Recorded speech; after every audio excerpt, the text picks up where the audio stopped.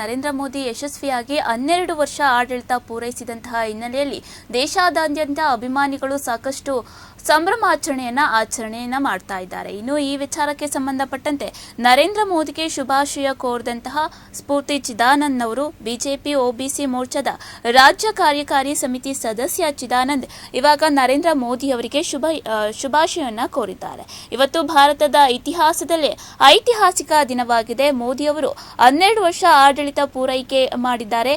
ಈ ದಿನ ಐತಿಹಾಸಿಕ ದಿನವಾಗಿದೆ ಅಂತ ಹೇಳಿಕೆಯನ್ನ ಕೊಟ್ಟಿದ್ದಾರೆ. ಮೋದಿ ಅವರು ಭಾರತಕ್ಕೆ ಅತ್ಯುತ್ತಮ ಆಡಳಿತವನ್ನ ಕೊಡ್ತಾ ಇದ್ದಾರೆ. ನರೇಂದ್ರ ಮೋದಿ ಅವರ ಆಡಳಿತದಲ್ಲಿ ನಾವೆಲ್ಲರೂ ಕೂಡ ಜೊತೆಯಲ್ಲೇ ಇದ್ದೇವೆ. ಮೋದಿ ಅವರ ಆಡಳಿತದ ಜೊತೆಯಲ್ಲಾಗಿರುವುದು ನಮಗೆ ಖುಷಿ ತಂದಿದೆ. ಮೋದಿ ಅವರ ಸಾಧಾರಣವಾಗಿ ಹುಟ್ಟಿ ಅಸಾಧಾರಣ ವಿಶ್ವಮೆಚ್ಚುಗೆ ನಾಯಕರಾಗಿದ್ದಾರೆ ಅಂತ ಇದೀಗ ಸ್ಫೂರ್ತಿ ಚಿದಾನಂದ್ ಅವರು ಈ ಬಗ್ಗೆ ತಮ್ಮ ಅಭಿಪ್ರಾಯವನ್ನ ವ್ಯಕ್ತಪಡಿಸಿದ್ದಾರೆ.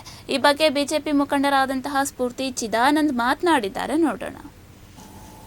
ಇವತ್ತು ಒಂದು ಭಾರತದ ಇತಿಹಾಸದಲ್ಲಿ ಐತಿಹಾಸಿಕವಾದಂತಹ ದಿನ ಅಂತ ನಾನಾದರೂ ಭಾವಿಸ್ತೇನೆ.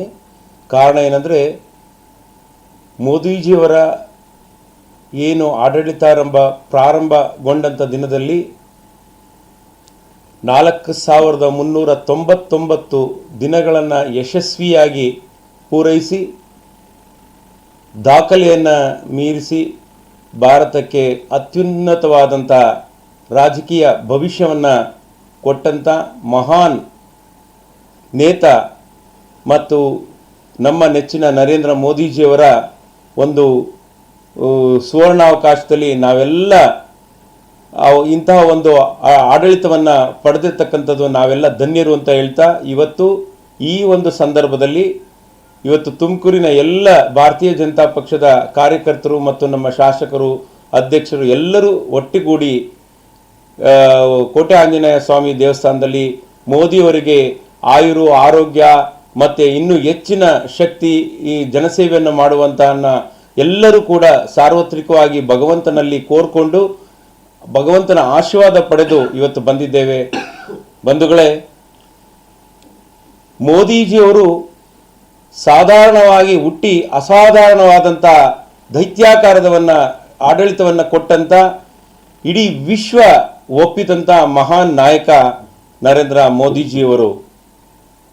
ಕಾರಣ ಏನಂದರೆ ಅವರು ಕೊಟ್ಟಂಥ ಏನು 80 ಲಕ್ಷ ಕುಟುಂಬಕ್ಕೆ 5 kg ಅಕ್ಕಿಯನ್ನು ಅವರ ಆಡಳಿತದಲ್ಲಿ ಇವತ್ತು ಕೂಡ ಕೊಟ್ಟಿದ್ದಾರೆ, ಹಿಂದನೂ ಕೊಟ್ಟಿದ್ದಾರೆ.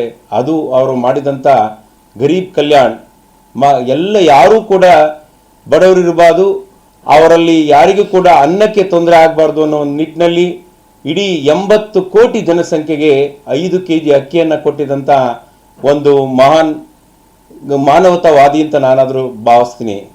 ಇಂತಹ ಮೋದಿಜಿಯವರು ಸತತ 12 ವರ್ಷಗಳಿಂದ ಯಾವುದೇ ರೀತಿಯ ಕಳಂಕ ಇಲ್ಲದಂತಹ ಒಂದು ನಾಯಕರಾಗಿದ್ದಾರೆ.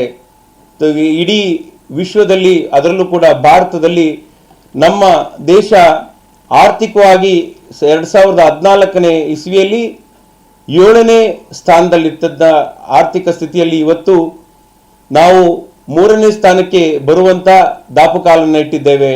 ಅದು ಮೋದಿಜಿಯವರು ಕೊಟ್ಟಂಥ ಆಡಳಿತದಲ್ಲಿ ಬದಲಾವಣೆಯನ್ನು ತೆಗೆದುಕೊಂಡು ಬಂದು make in India, Atmanirbhar Bharat ಮತ್ತು ಎಂತಹ ಸಂಕಷ್ಟಗಳಿರಲಿ ಧೈರ್ಯವಾಗಿ ಸಮತೋಲನದಿಂದ ಏನು ಈ ಒಂದು ಭಾರತೀಯ ಜನತಾ ಪಕ್ಷದ ಮಂತ್ರಿಮಂಡಲ ಇದೆ, ಆ ಮಂತ್ರಿಮಂಡಲದಲ್ಲಿ ಯಾವ ರೀತಿ ನಾವು ಸಹಕಾರವನ್ನು ಕೊಡಬೇಕು, ಯಾವ ರೀತಿ ಆಡಳಿತವನ್ನು ಕೊಡಬೇಕು, ಎಲ್ಲರಿಗೂ ಕೂಡ ಒಂದು ಎಚ್ಚರಿಕೆಯನ್ನು ಕೊಟ್ಕೊಳ್ತಾ ಭಾರತವನ್ನು ಇಡೀ ವಿಶ್ವದಲ್ಲಿ ಮುನ್ನಡೆಸಲು ಬಹಳ ಪ್ರಯತ್ನ ಪಡ್ತಾ ಇದ್ದಾರೆ.